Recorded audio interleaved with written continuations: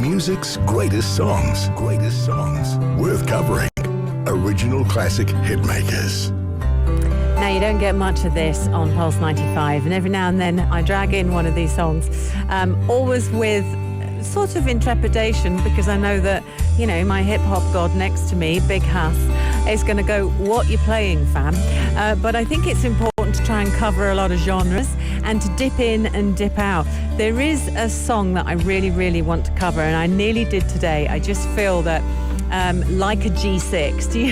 Do you like the song Like a G6? Do you know it? What's a G6? Difficult to explain, but the song Like a G, if I played it to you now, you'd go, whoa, okay.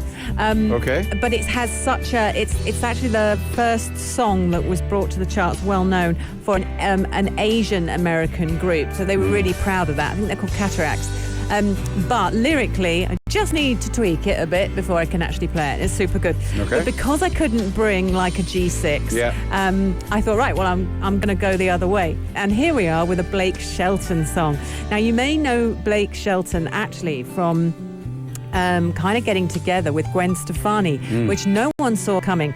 They met on The Voice, on the American series of The Voice. And at the time, I remember really funny people, like big people like Pharrell Williams and things, saying that Blake Shelton could never normally get a girl like Gwen Stefani, but for whatever reason, when love happens, it happens. And they met on the show, and something magical happened, and they completely fell in love and then did a song together. It's absolutely wonderful, and funny to watch, because everyone just thought that Gwen was so much cooler than Blake. And actually, when you listen to the song that they sang together, it's so different from Gwen Stefani's early stuff.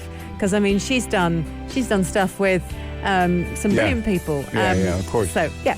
Anyway, getting back to Blake Shelton, who fell in love with Gwen Stefani recently, or in the last few years. He is pure country, born 1976, and is this prolific American country music singer with loads of Grammys, and I'll tell you about that. He's also known as a television personality.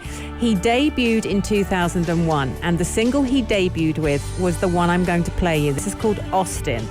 And you know I love a story. I love a song that goes from A to Z and has a middle and tells you what it's doing.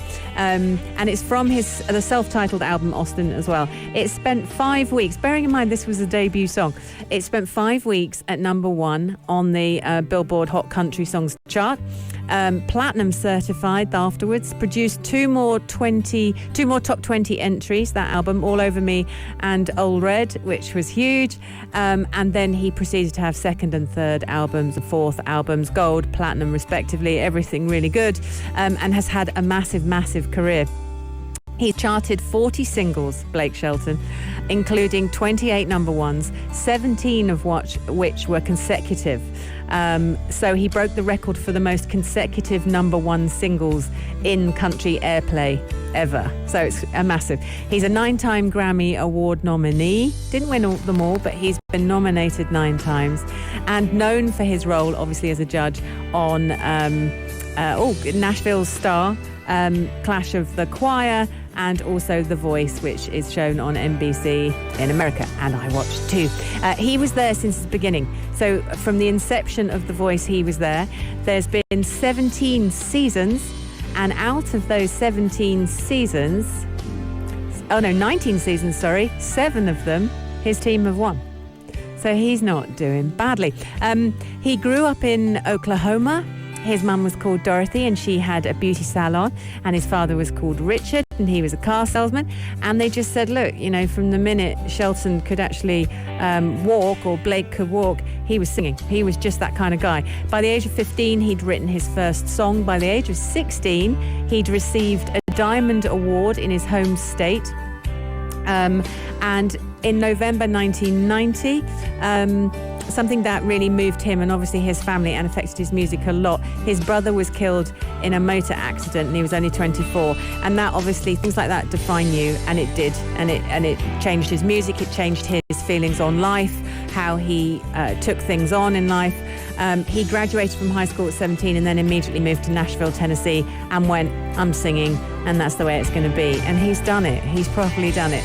Let's talk about this song. It's quite amazing for a debut song, Filled with Love. And it's one of those songs, just listen to the story. Even if you're thinking, Anna, I'm not going to listen to country, I don't want to listen to country, bring back something with a proper beat. I understand you, but listen to the story, because it's about a woman who moves to Austin after breaking up with her husband. Okay. Less than a year later, she decides to contact him. She's missing him. She calls the number numerous times. She's greeted by the answering machine, and each time he explains where he is, and at the end says, P.S. if this is Austin, I still love you.